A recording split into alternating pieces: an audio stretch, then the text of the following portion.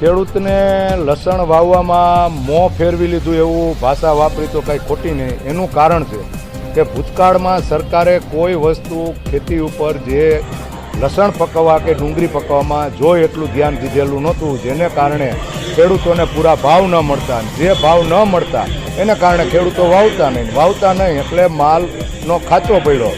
પ્રતિબંધ મૂકવામાં આવ્યો કે ન આવ્યો એ તો ગવર્મેન્ટ લેવલે છે, પણ અમે અહીંયા વેપારી ખેડૂત તરીકે કમિશન એજન્ટ તરીકે જે અમે એવું નક્કી કર્યું છે કે વિદેશી માલ જે અહીંયા આવ્યો ચોરી છૂટી આવ્યો, જો ઇમ્પોર્ટ કોઈ વેપારીએ કરેલો ન હોય તો અંદર આવે નહીં. લેબ કરાવો તો અમુક સમયે 6-8 મહિને કે 5-15 દી એમાં ઝીણી જીવાતું પડવા માંડે છે એ માલમાં. એનું કારણ છે કે એ માલ છે ને રોગીશ કહેવાય આપણી માટે, વાયરસવાળો માલ છે.